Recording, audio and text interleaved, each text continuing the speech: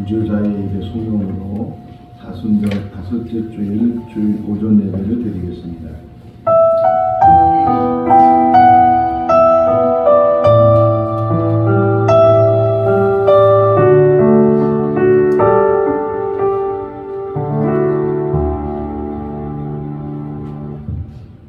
여호와의 종들아 찬양하라. 여호와의 이름을 찬양하라. 이제부터 영원까지 여호와의 이름을 찬송할지어다. 해 돋는 데에서부터 해 지는 데까지 여호와의 이름이 찬양을 받으시리로다. 사랑이 많으신 하나님 아버지, 사순절 기간 동안 지켜주시고 오늘 거룩한 날을 허락하셔서 주의 전에 모여 하나님 앞에 예배를 올려드립니다. 예배하는 자는 영과 진리로 드리는 예배자가 되어야 될 줄로 믿습니다. 오늘 시간 우리 모두가 마음이 하나 되고 하나님을 향하게 하시고 하나님께만 영광 돌리게 하여 주시옵소서. 예수님의 이름으로 기원하옵나이다. 아멘. 다 같이 일어나시겠습니다. 찬송가 19장입니다.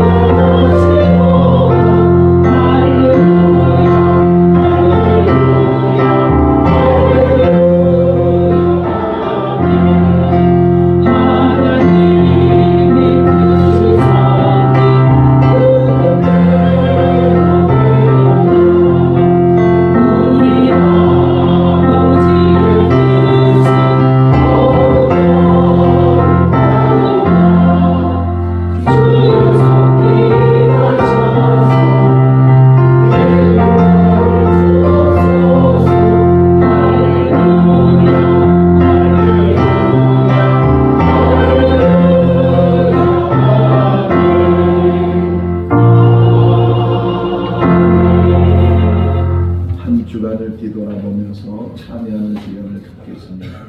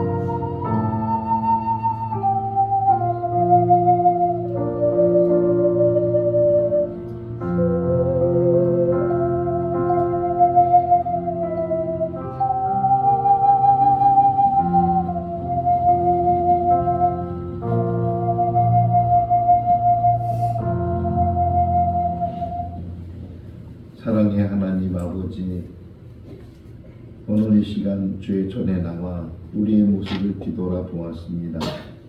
지난 한 주간의 모습만 보아도 하나님 앞에 바로 서지 못하고 마음으로 말로 행동으로 부끄러운 우리의 모습을 보게 됩니다. 하나님 아버지, 오늘 이 시간 주님 앞에 나갈 때 먼저 우리를 씻어 주시옵소서. 우리의 불의하고 부족하고 연약하고 때로는 하나님 앞에 범죄한 일이 있다 할지라도 주님의 보혈로 씻어 주시고 십자가 붙들고 주님 앞에 더 가까이 나아가는 귀하고 복된 시간이 되게 하여 주시옵소서. 아멘. 우리를 구원하신 예수님의 이름으로 기도하옵나이다. 아멘. 사도신경으로 신앙을 고백합니다. 나는 전능하신 아버지 하나님 천지의 창조주를 믿습니다. 나는 그의 유일하신 아들 우리 주 예수 그리스도를 믿습니다. 그는 성령으로 잉태되어 동정녀 마리아에게서 나시고 본디오 빌라도에게 고난을 받아 십자가에 못 박혀 죽으시고 장사 근지 사흘 만에 죽은 자 가운데서 다시 살아나셨으며 하늘에 오르시어 전능하신 아버지 하나님 우편에 앉아 계시다가 거기로부터 살아있는 자와 죽은 자를 심판하러 오십니다. 나는 성령을 믿으며 거룩한 공교회와 성도의 교제와 죄를 용서받는 것과 몸의 부활과 영생을 믿습니다. 아멘. 자리에 앉으시겠습니다. 찬송가 211장입니다.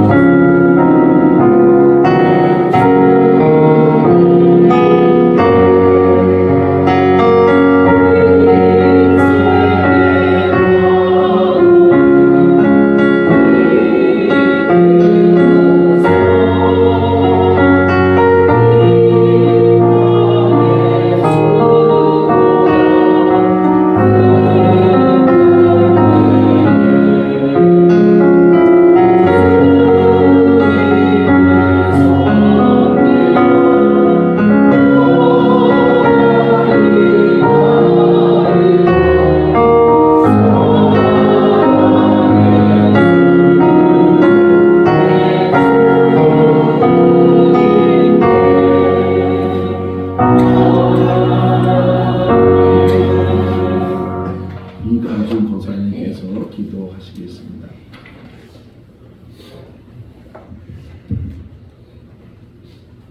다 같이 기도 드리시겠습니다.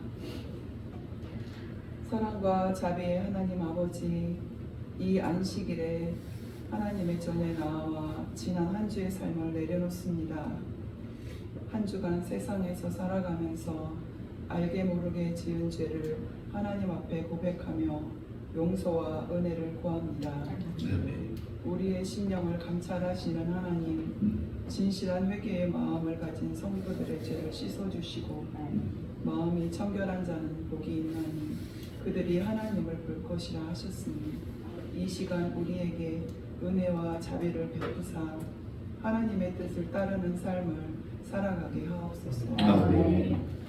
마음이 교만하고 완악하지 않도록 도와주시고 온유하시고 부드러운 예수님의 성품을 닮아가는 우리들이 될 수 있도록 도우시고 인도하여 주시길 원합니다. 영원하신 하나님, 태초에 주님께서 말씀으로 빛을 만드시고 그 빛 안에 생명을 심으셨습니다.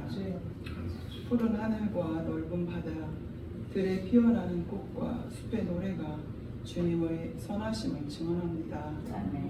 그러나 지금 우리의 눈앞에는 전쟁의 소식과 갈등의 그림자가 드리워져 우리의 영혼은 무겁고 우리의 몸은 지쳐 있습니다. 주님, 이 땅 위에 지금 공의의 강물이 흐르게 하시고 정의의 햇살이 비추게 하옵소서. 위정자들에게는 사자와 같은 용기와 지혜로운 마음을 주셔서 평화의 길을 선택하고 화합의 다리를 놓게 하옵소서. 우리에게는 서로를 품는 사랑의 손길과 이해의 눈을 허락하셔서 분열이 아닌 화해, 미움이 아닌 용서, 절망이 아닌 희망을 심게 하옵소서. 상처받은 마음에는 주님의 치유의 향기를 불어넣어 주시고 지친 영혼에는 새 힘을 부어주셔서 마른 뼈가 다시 살아나듯 우리의 삶이 회복되게 하옵소서. 찬양과 감사로 주님께 영광을 돌리게 하옵소서. 사랑의 하나님 아버지, 사순절을 보내고 있습니다. 주님께서 걸어가신 십자가의 길을 묵상하며 우리의 삶이 더욱 거룩하고 겸손해지기를 소망합니다. 우리의 욕심과 교만을 내려놓고 겸손과 절제의 열매를 맺게 하옵소서. 고난을 이겨내며 부활의 새벽을 기다리는 믿음으로 우리를 굳게 붙들어 주시고 주님의 뜻을 따라 살아가는 교회와 성도가 되게 하옵소서. 은혜와 사랑의 하나님 아버지, 사랑하는 담임 목사님을 붙들어 주시고 영육간의 강건함을 더하셔서 하늘의 지혜와 능력으로 날마다 새 힘을 더하여 주옵소서. 이 시간 생명의 말씀을 전하실 때에 성령의 능력으로 함께 하셔서 듣는 모든 심령마다 은혜와 회복이 넘치게 하옵소서. 우리 모두가 주님의 뜻을 깨닫고 순종하는 삶으로 나아가게 하옵소서. 교회와 예배를 위하여 헌신하는 모든 손길을 축복해 주시고 그들의 가정과 일터와 자녀들을 보호하시고 지켜주시길 원합니다. 십자가에서 죽기까지 우리를 사랑하시는 예수님의 이름으로 기도합니다.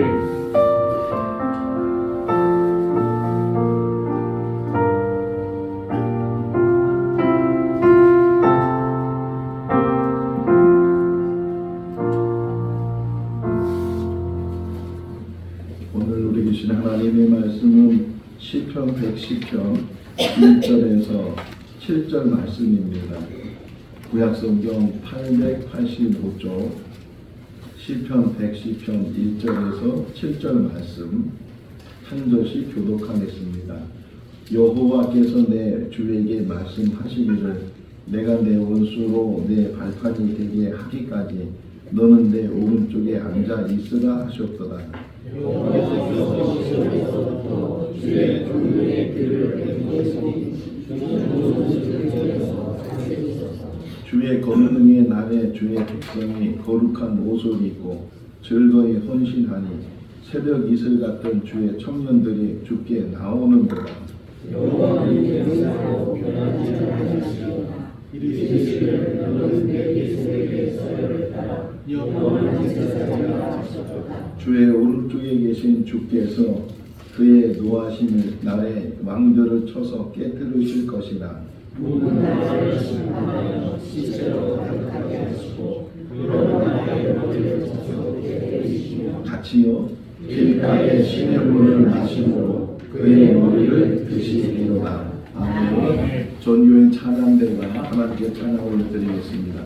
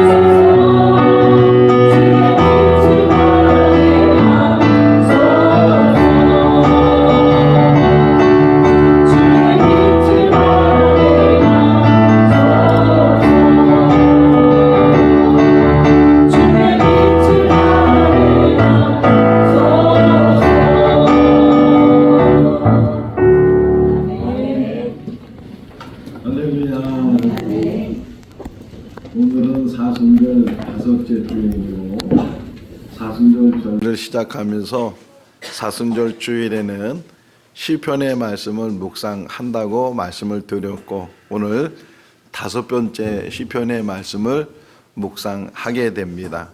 시편은 150편까지 되어 있기 때문에 다 보지 못했고 이것이 계기가 돼서 우리 성도님들이 시편을 더 가까이 하면 참 좋겠다 그런 생각을 갖게 됩니다. 시편은 기도이고 찬송이고 신앙 고백이고 개인적인 기도도 있지만 공동체의 기도도 있고 어려울 때 힘들 때 공고할 때 문제가 있을 때 그때 하나님께 어떻게 부르짖었는지 어떻게 해결했는지 하는 것들을 시편의 말씀을 통해서 우리가 많이 깨닫게 됩니다. 또 시편은 제목이 중요하다고 했는데 시편을 보시면서 그냥 내용도 중요한 일이지만 그 제목을 보시면 이게 어떤 상황에서 또 누가 이 시를 쓰고 또 기도하고 찬송했는가 하는 것들을 우리가 알게 됩니다. 시편 120편에서 134편까지는 제목이 똑같아요. 그 제목이 뭐냐면 성전에 올라가는 노래 이렇게 되어 있어요. 그러니까 성전에 올라가는 노래를 조금 더 풀어서 얘기하면 성전에 올라가면서 부르는 노래. 이스라엘 백성들은 절기를 중요하게 여기고 특별히 3대 절기를 중요하게 여겨요. 유월절, 오순절, 장막절. 이 3대 절기는 할 수만 있으면 성전이 있는 예루살렘으로 올라가게 되는데 성전에서 가까이 사는 사람들도 있지만 또는 멀리 사는 사람들, 심지어는 며칠씩 걸어서 성전으로 올라가게 될 때 그냥 가는 것이 아니고 시편 120편에서 134편, 그 외의 시편도 마찬가지지만 그 내용들을 노래하면서 부르면서 성전에 올라가는 게 그냥 구경하러 올라가는 것이 아니고 성전에 올라가서 하나님을 만나기 위해서 하나님께 제사하고 하나님께 예배하기 위해서 그들이 올라가면서 부르는 노래 그렇게 되어 있어요. 그 외에도 여러 가지 우리에게 정말 유익하고 필요하고 신앙생활하는 데 있어서 힘이 되는 그런 말씀들이 시편에 많이 기록되어 있으니까 사순절 기간 동안에만 시편 말씀을 묵상하는 것이 아니고 저도 기회가 되면 다시금 시편 말씀을 같이 나누겠지만 개인적으로도 여러분들이 시편에 더 가까이 있어서 읽기만 해도 돼. 한 번 읽고 두 번 읽고 같은 그 시편을 가지고 여러 번 읽으면 읽을수록 그 맛이 달라지게 되고 읽을수록 그 깊이가 더하게 되는 줄로 믿습니다. 오늘 110편을 보게 되는데 제목은 다윗의 시. 다윗이 목동으로 있다가 하나님의 부르심을 와서 후에는 왕이 됐는데 그 목동에서부터 왕이 되는 그 과정 속에서도 큰 어려움, 시련이 있었고 사울이 늘 죽이려고 하니까 도망 다녔던 그 다윗이 후에는 사울이 죽게 되고 이스라엘의 두 번째 왕이 됐을 때 그래서 이 시편 110편은 다윗이 어느 때 썼는가 하면 대략 왕이 된 이후에 다윗이 이 시를 써서 하나님을 높이고 또 우리가 어떻게 살아야 돼. 자기가 왕은 제일 높은 자리잖아요. 그러나 자기는 제일 높은 데 있는 것이 아니고 하나님 밑에 있는 자이고 자기를 표현할 때에 하나님 보좌에 있는 발등상보다도 못하는 발에 이렇게 올려놓는 받침대가 있는데 그거보다 못한 존재인 자기라고 늘 고백하면서 하나님께 의지하는 의탁하는 그런 모습들을 다윗을 통해서 보게 되고 특별히 이 시편 110편은 메시아 시라고도 해요. 구약에는 메시아에 대한 예언이 많이 있고 그 메시아가 곧 예수 그리스도를 이제 나타내고 또 예수 그리스도를 증명하는 일인데 그 가운데 하나가 시편 110편에 기록이 되어져 있고 특별히 5절 말씀에 보게 되면 주의 오른쪽에 앉은 그 주께 주의 오른편에 계시는 그 주께 이렇게 표현되어 있는데 앞에서 말하는 주의 오른편 할 때 주는 하나님을 이제 지칭하는 주고 그 뒤에 나오는 주께서 이렇게 표현하고 있는 것은 바로 메시아를 표현하는 거다. 예수님께서 이것을 인용했어요. 예수님의 선제적인 존재인 것을 설명하면서 사람들이 어떻게 네가 다윗보다 먼저 있었느냐 이렇게 물었을 때 이 말씀을 가지고 이 다윗도 메시아에 대해서 먼저 주께라고 말하고 있는 것처럼 다윗하고 예수님과는 한 1000년의 기간이 있어요. 다윗이 먼저 태어났고 한 1000년이 지난 다음에 이제 예수님이 이 세상에 오셨는데 이렇게 아주 후대의 사람이라 할지라도 그분은 하나님이시다.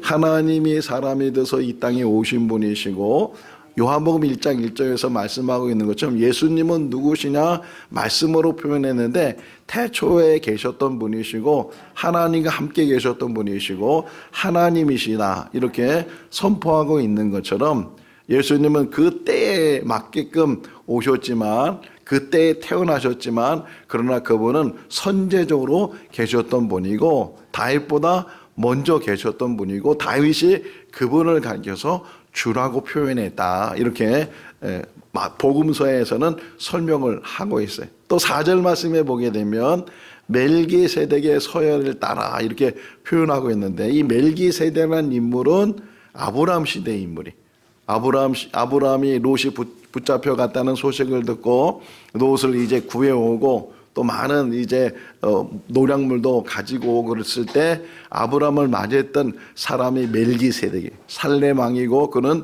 영원한 제사장이다, 이렇게 표현되어 있는데, 자, 이스라엘 사람들은 원래 모세 시대부터 이제 법을 만들어 놓고 또 하나님께서 정하신 그 법에 따라서 그들이 삶을 살았는데, 그 중에 하나가 뭐냐면 제사장은 레위 지파에서만 세움을 받는다. 아론이나 아론의 자녀들, 또 아론뿐만 아니라 레위 지파에 있는 사람들이 제사장이 돼서 그래서 하나님의 일을 섬기는 일을 했는데, 그런데 예수 뭐라 그러죠? 그리스도 그러잖아요. 예수 그리스도. 이 그리스도란 말에는 세 가지 직분이 들어가 있는데, 왕의 직분과 제사장의 직분과 선지자의 직분, 기름 부음 받은 자, 이렇게 표현되어 있는 거고, 그 기름 부음을 받은 사람들은 왕이고 제사장이고 선지자다, 이렇게 표현하고 있는데, 그 중에 제사장, 예수님은 제사장이시다. 그것도 대제사장이시고 영원한 제사장이시다. 그런데 그 근거를 찾아내는 게 아까 설명한 것처럼 제사장은 레위 지파 속에서, 레위의 후손 속에서 제사장이 돼야 되는데, 예수님은 레위 지파가 아니고 유다 지파이기 때문에 제사장이 될 수 없는 그런 이제 지파의 후손인데, 근데 어떻게 그분이 제사장이 될 수가 있느냐? 그분은 멜기세덱과 같은 제사장이시다. 멜기세덱하고 레위를 이렇게 비교해 보면 멜기세덱은 먼저 있었던 인물이에요. 먼저 있었고 나중에 이제 아브라함이 이삭을 낳고 이삭이 야곱을 낳고 야곱이 그 다음에 12아들을 낳았는데, 그 중에 한 아들이 레위고 그 레위 지파에 의해서 나중에 이제 제사장 직분을 맡게 됐으니까, 예수님은 유다 지파지만 그러나 그분은 멜기세덱과 같은 그러한 이제 제사장의 직분을 가진 분이시고, 이게 히브리서에서 잘 설명을 하고 있어요. 바로 요 문구를 가지고 히브리서에서 그분은 멜기세덱 이상으로 영원한 제사장이 되는 것이다. 제사장은 다 기간이 있어요. 30살부터 50세까지 그 제사장의 직분을 감당하고 그 다음에 이제 자녀들한테 세습이 되면서 계속 제사장의 일을 하게 되는데, 예수님은 제사장이신데 영원한 제사장이시고 그 제사장의 직분을 내려놓은 적이 있고, 지금도 제사장의 가장 중요한 것은 중보예요. 중보. 그러니까 예수님은 지금도 중보자로 계시는 분이시다. 이렇게 이제 4절의 말씀을 가지고도 설명을 하고 있어요. 근데 오늘 우리가 이 시편 110편을 묵상하면서 중요하게 보는 것은 3절의 말씀. 거기서도 3절에서도 중요한 단어가 헌신이란 단어를 우리가 묵상을 하려고 그래.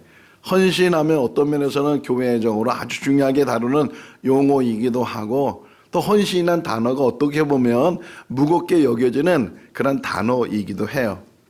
이 헌신을 사전에 찾아보게 되면 몸과 마음을 바쳐서 충성을 다하는 것, 이게 헌신이라는 의미를 가지고 있는데, 그러다 보니까 우리가 헌신의 개념을 잘 이해를 못하고 뭐가 헌신인지, 어디서부터 헌신이 돼야 되는지 하는 것을 우리가 잘 모를 때가 있어요.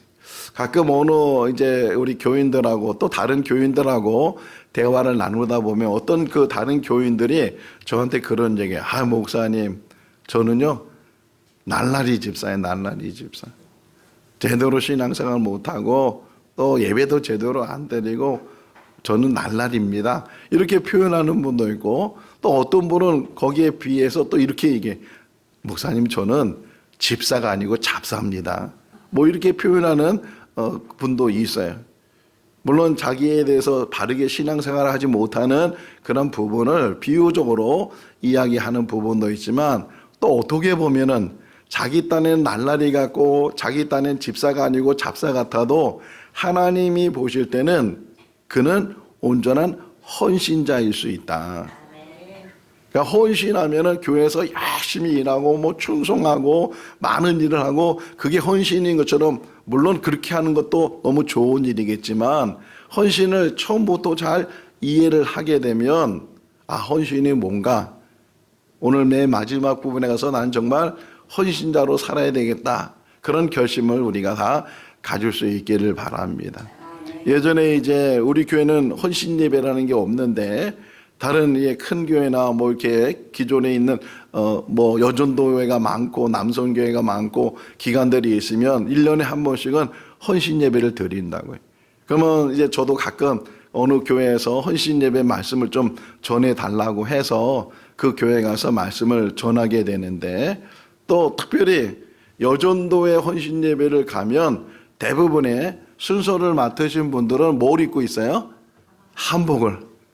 한복으로 깨끗한 옷을 입고 그 사회를 보기도 하고 인도를 하기도 하고 기도를 하기도 하고 또 특성을 하는 그 여전도 회원들도 다 한복을 입고서 그래서 이제 헌신 예배를 드려요. 근데 그 자세와 그 모습은 참 귀한데 자 근데 한번 생각해 보세요. 그렇게 헌신 예배 드린 다음에 그분들이 1년 동안 어떻게 살까요? 헌신이라는 것을 정말 잘 깨달았으면 그 헌신을 통해서 다시금 변화된 모습 속에서 진정한 헌신의 삶을 살아야 되는데 혹 이것이 타성에 붙거나 형식화되고 외식이 되다 보니까 한복 입고 예배드리면 이게 헌신이고 그 예배가 끝나면 헌신도 끝나는 거예요. 한복 벗는 그 순간부터는 이제 막 똑같이 살고 마음대로 살고 우리들도 마찬가지예요. 헌신의 의미가 어떤 행위 속에서부터 시작되는 것처럼 생각하니까 헌신 예배 하니까 때로는 마지못해 드리는 헌신 예배도 있고 혹 헌신 예배 자발적으로 참석한다 할지라도 그 헌신의 시작이 어디 있는가? 헌신은 물론 행위 속에서 그것이 다 표현되지만 헌신은 마음에서부터 시작이 돼요. 그러면 그 마음에서 시작된다는 게 어떤 의미를 가지고 있는가? 아주 중요한 문장을 이렇게 여러분과 같이 묵상하는데 헌신의 시작은 한번 따라하겠습니다. 나의 마음의 주인은 누구인가? 이게 헌신의 시작이에요. 헌신은 행위적으로 보여지는 거지만 그 시작의 그 시발점은 마음의 주인이 누구인가? 크게 나눠서 보면 내가 마음의 주인이 될 수 있고 하나님이 마음의 주인이 될 수 있어요. 근데 우리를 포함해서 많은 모든 사람들은 하나님이 주인이 아니고 내 자신이 주인이. 왜? 내 몸을 내 삶을 사니까 내가 그 모든 것의 결정의 결정자고 내가 선택하는 것이고 내가 결정하는 것이고 오늘 이 시간도 우리들이 이렇게 교회 나올 때도 내가 선택하고 내가 결정하고 내가 나온 거란 말이에요. 그러다 보니까 항상 내 마음의 주인은 하나님이 아니고 내가 된다는 거예요. 근데 적어도 교회 안에서만큼의 헌신이 뭐냐? 주인이 누구인가를 분명히 아는 것이고 혹이나 내가 주인이었다면 하나님이 주인 되심을 인정하는 것. 제가 이렇게 오늘 이렇게 와이셔츠를 입었잖아요. 우리 흔히 쓰는 비유가 첫 단추를 잘 껴야 그 다음 단추도 자연스럽게 잘 껴지게 되는데 첫 단추를 잘못 끼게 되면 나머지는 계속 잘못 끼워진다는 거예요.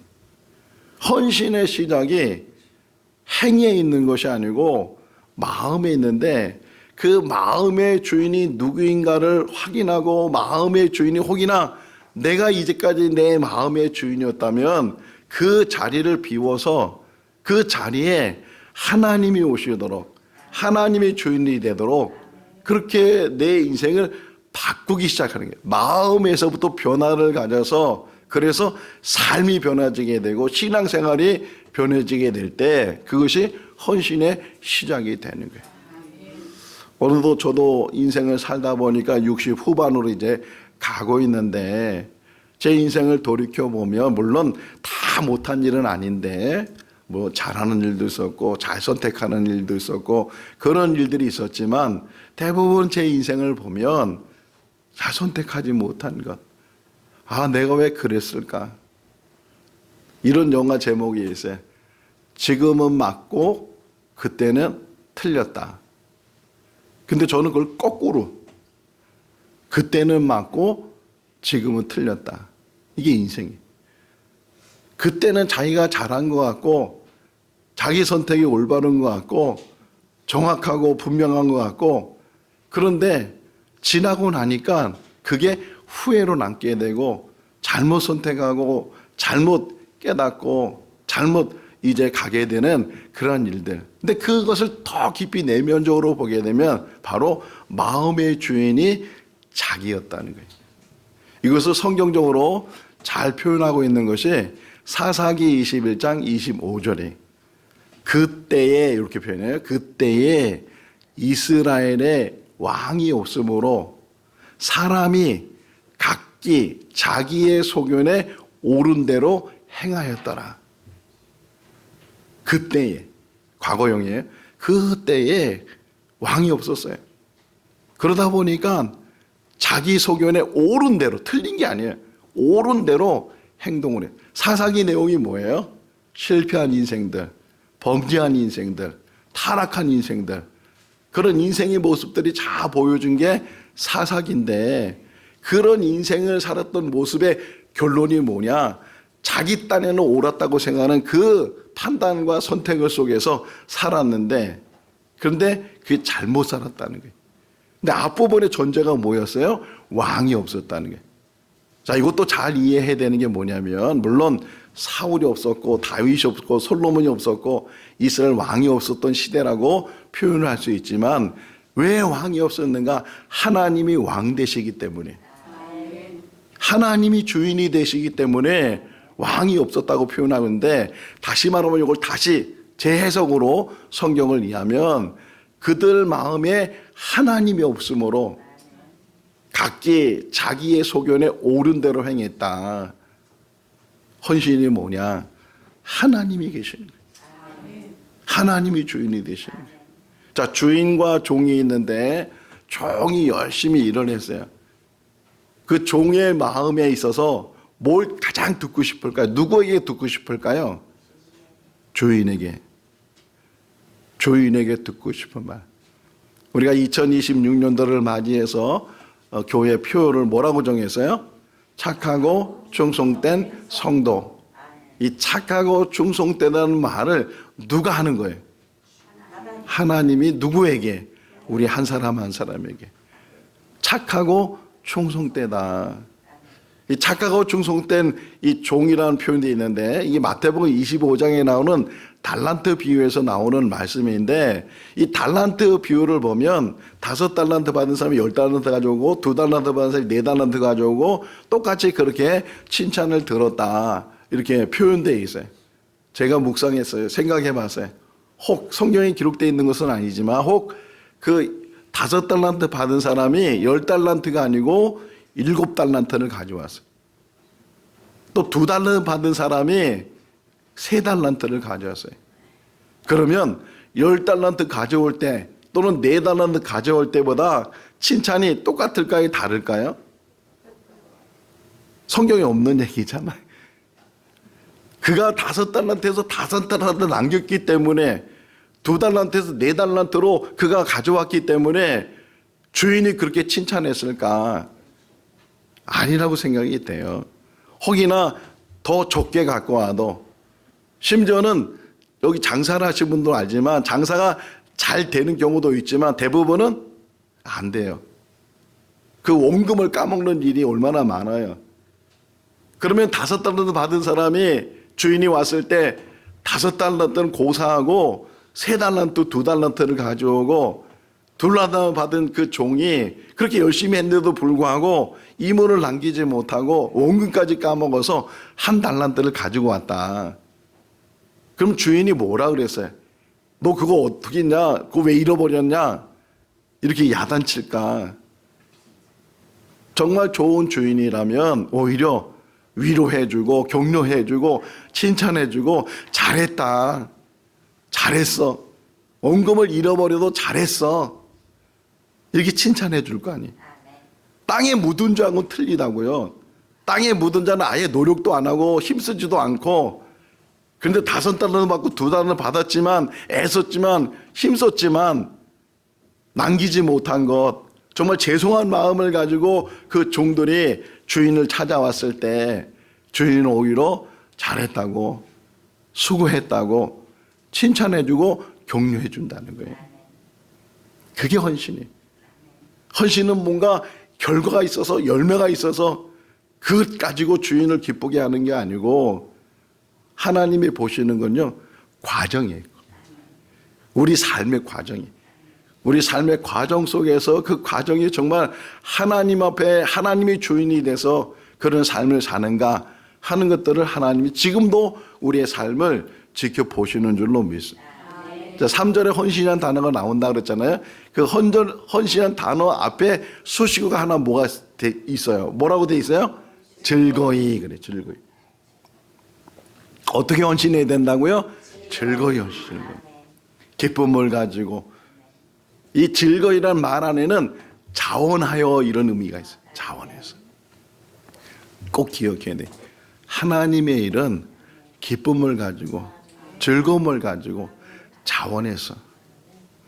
물론 억지로 하는 일도 있어요. 마지못해 하는 일도 있어요. 그냥 하기 싫은데 하는 일도 있어요. 억지로 해서 축복받은 사람도 있어요. 구레네 시몬이 억지로 십자가를 지고 갔다가 그가 축복받았는데, 근데 할 수만 있다면 하나님의 일은, 교회의 일은, 아니 그걸 더 떠나서 우리 인생의 일은 항상 즐거움으로 해야 돼. 기쁨을 가지고 자원하는 심령으로. 집 안에서도 그렇고 집 밖에서도 그렇고 교회에서도 그렇고 그 어디든지. 제가 매일 하는 건 아닌데요, 가끔, 아주 가끔 음식물 쓰레기 갖다 버려. 음식물 쓰레기. 근데 중요한 게 뭐냐면 시키지 않을 때 제가 자원해서, 그러면 우리 아내가 너무 좋아해, 너무 기뻐해. 또 그런 거 하고 싶어. 서프라이즈. 매일 그냥 매일 내가 하면 좋은데 혹 그러지 못할 때도 있지만 어떤 작은 일도 할 때 기쁨을 가지고. 오늘도 식사봉사 구역에서 아침에 일찍 나와서 식사 준비하고 그런 모든 것들 똑같은 일인데 억지로 하는 일하고 기쁨을 가지고 하는 일하고 전혀 다르잖아요. 헌신이라는 게 뭐냐? 기쁨으로 하는 거예요. 많이 하는 게 아니에요. 많이 하는 게 아니고 하나를 해도, 작은 것을 해도, 특별히 그 즐거이 헌신하는데, 근데 그걸 또 뭐라고 표현하면 새벽 이슬같이 주의 청년들이 주께 나오는도다. 새벽 이슬, 새벽. 헌신이 뭐냐? 새벽 이슬과 같은 거다.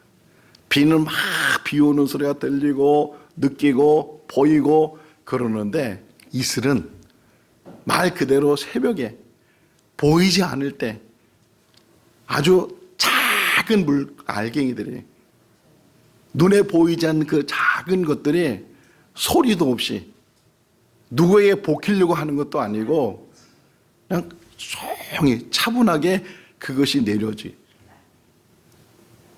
헌신은 뭐한테 보이려고 하는 것도 아니고 소리내서 하는 것도 아니고 깜깜한, 새벽에 제일 깜깜하다 그러잖아요. 그 깜깜한 새벽에 아무도 보지 않고 알지 못하는 그 새벽에 잠잠히 내려지는 그 이슬. 언제 한번 다큐를 한번 봤는데, 사막에 살고 있는 동물들, 사막에서 살아있는 식물들에 대한 다큐를 본 기억이 났어요. 사막은요 1년 내내 비가 오지 않아요. 또 비가 와도 아주 적은 양의 비가 오는 그런 곳이에요. 근데 그 물도 없는 그곳에 식물들이 있고, 선인장이나 뭐 이런 식물들이 살고 있고, 또 동물들도 있어요. 사막은 아무도 안 사는 것 같아도 동물들이, 도마뱀을 비롯해서 여러 동물들이 있어요. 근데 그들이 어떻게 사는가를 이렇게 다큐를 통해서 보여줬는데 딱 하나였어요. 이슬 때문에. 비는 오진 않지만 이 밤에 사막은 밤에는 새벽에는 추워요. 그 추울 때 공기 중에 있었던 그런 물방울들이 아주 작은 이슬로 맺혀져서 그것들이 살포니 식물에 떨어져요. 식물에 이렇게 맺혀지는 거예요. 선인장 또는 작은 어떤 잎을 가지고 있는 식물들이 그 이슬을 다 맞이. 이슬. 더 놀라운 거는 그 눈에도 보이지 않는 이슬들이 한 곳에 딱 모아지면 거기 합쳐져요. 합쳐져서 물방울을 만들어요. 선인장 끝에 물방울이 맺혀져 있고 어떤 조그만 잎 사이에 그것들이 모여서 물을 만들어요. 그러니까 이 식물이 먼저 그 물을 자기가 이제 흡수해서 생명을 유지할 뿐만 아니라 또 이 동물들도 해가 뜨면 그게 다 사라지거든요. 해가 뜨기 전에 아침 일찍 그 식물에 와서 가시에 맺혀 있는 물방울, 그 잎사귀에 있는 그 물방울들을 핥아가지고서 물을 다 충분히 이게 흡수는 안 돼도 생명을 유지할 정도의 물을 그 이슬을 통해서 맞이. 새벽 이슬이 뭐냐? 보이지 않는 데서 일을 하지만 그것이 생명을 살리는 거다.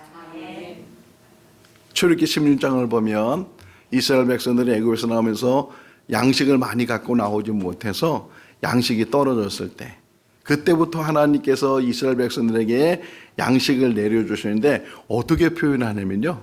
이렇게 표현이 있어요. 이슬이 끝난 후에 작은 알갱이들이 서리 같은 알갱이, 서리 보이시잖아요. 하얗게 내려지는 것. 이슬이 얼게 되면 서리로 변하게 되는데 그 서리 같은 그것을 통해서 양식을 주셨다는 거예요. 그게 만나요. 만나. 새벽 이슬은 생명을 살리는 거예요. 헌신이 뭐냐? 살리는 일. 교회 안에서도 그렇고 교회 밖에서도 그렇고 직장에서도 그렇고 내가 하는 말, 내가 하는 행동, 내가 하는 삶, 그 모든 것들이 살리는 일을 하는 거예요. 이게 하나님 앞에 헌신이고 하나님이 받으시는 헌신이 되는 줄로 믿습니다. 마지막으로 하나 더 묵상할 수 있는 것은 헌신이 뭐냐? 가장 중요한 게 내가 변하는 거예요. 누구를 변하게 시키려고 하는 것이 아니고 또 사람이 보려고 많은 일을 하는 것이 아니고 내가 변하는 게. 그 변하는 게 뭐냐? 주인을 바뀌는 거예요. 내가 주인이었던 그 자리에 나를 내려놓고 하나님이 주인이 되시는 거예요. 그걸 제일 잘 보여주시는 분이 예수 그리스도시에요. 예수님은 다 내려놓으셨어요.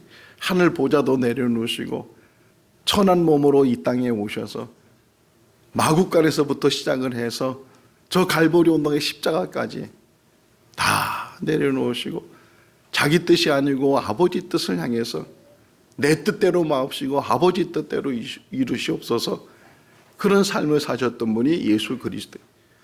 헌신은 성공을 바라는 것이 아니고 하나님의 뜻을 위해서 자신을 희생하고 자기를 내려놓을 때 진정한 헌신이 우리 삶 가운데 이루어지는 줄로 믿습니다. 물론 그렇게 해서 많은 일을 한다면 더 좋겠지만 많은 일이 아니라 할지라도 여기 예배드리는 이 예배자 하나가 하나님 앞에는 헌신자의 모습이고 예배 하나로 인생을 성공할 수 있어요. 중요한 것은 내 마음의 주인이 누구인가? 내 마음의 주인이 아직도 나 자신이라면 오늘 이 시간 그것을 내려놓고 하나님 좌정하여 주시옵소서. 하나님이 주인이 되시고 나의 왕이 되시고 제가 하나님 말씀에 자복하고 하나님 말씀에 굴복하고 하나님 말씀에 엎드려서 오직 하나님 말씀에 순종하며 사는 삶을 헌신자의 삶을 사는 제가 되겠습니다. 이렇게 고백하는 우리 모두가 다 될 수 있기를 주님의 이름으로 축원합니다. 기도하겠습니다. 사랑이 많으신 하나님 아버지, 여호와께 헌신하는 성도의 말씀을 가지고 묵상합니다.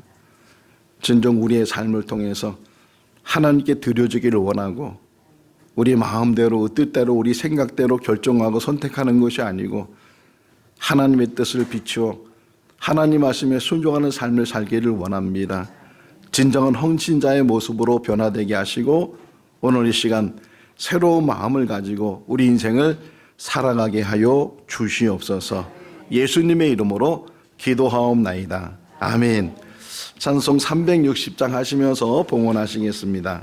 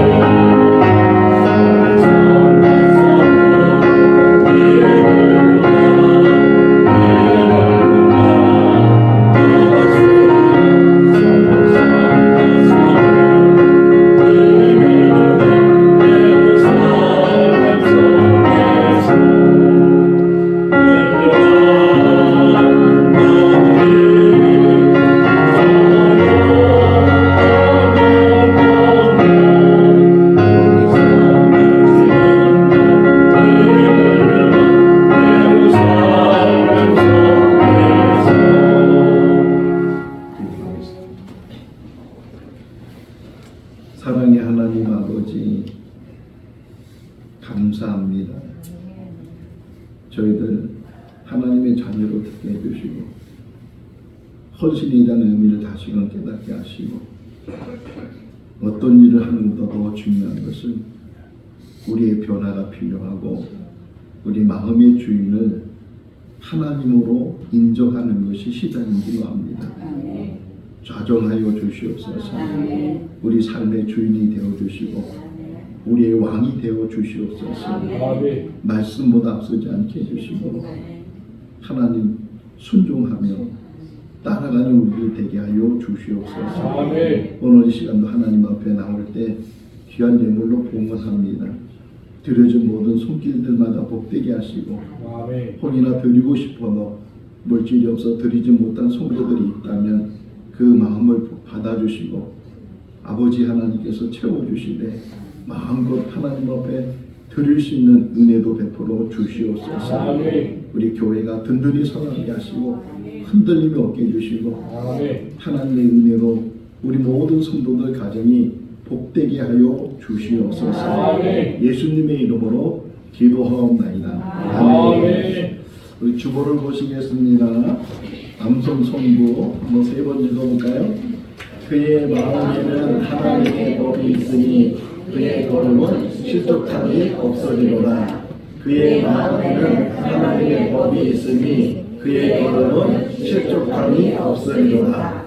그의 마음에는 하나님의 법이 있으니 그의 걸음은 실족함이 없으리로다. 자, 시편 37편 31절 말씀 시작. 그의 마음에는 하나님의 법이 있으니 그의 걸음은 실족함이 없으리로다. 아멘. 너무 잘하셨어요. 항상 짧은 구절을 우리가 계속 할 텐데 좀 한 주간 동안 묵상하시고 다음 주에도 귀한 말씀을 같이 암송하도록 하겠습니다. 이제 사순절 기간이 끝나가고 있고 다음 주에는 종료주일이고 그 다음 주일은 부활주일이 됩니다. 종료주일 또 부활주일도 기도하는 가운데 잘 준비할 수 있기를 바라고요. 예배 마치고 나서 곧바로 우리 공동회를 잠시 가도록 하겠습니다. 교회 운영위원들 정기 기도 모임이 다음 주에 있게 되고 오늘 오후부터 예배가 1시 30분에서 2시로 변경을 하게 되었습니다. 그래서 1시부터 2시까지는 찬양하고 또 합심해서 기도하고 우리 박지훈 목사님, 이강래 전사님이 이제 인도하게 되고 2시부터는 학가다 교재를 가지고 같이 말씀을 묵상하고 말씀을 나누도록 그렇게 하겠습니다. 또 다음 주에 종료 주일 때 성찬식이 있는데 우리 주미경 목사님이 집례를 하게 되고 또 진촌 요양원 이사장님이 같이 예배에 참석해서 몸찬양으로 하나님 앞에 영광을 돌리게 됩니다. 종료 주일 지난 한 주간이 고난 주간인데 그 고난 주간에는 특별 새벽기도 가상칠언의 말씀을 같이 묵상을 하게 되고 부활주일 때는 세례식이 있습니다. 혹 세례 받으실 분들은 신청을 해 주시기를 바랍니다. 우리 각자가 지금 집에서 성경을 필사하고 있는데 우리 신학성경을 한번 다 쓸 수 있기를 바라고 토요일날 오후 2시에는 노방 전도를 하고 있습니다. 다 같이 일어나셔서 찬송 171장 1절 하시겠습니다.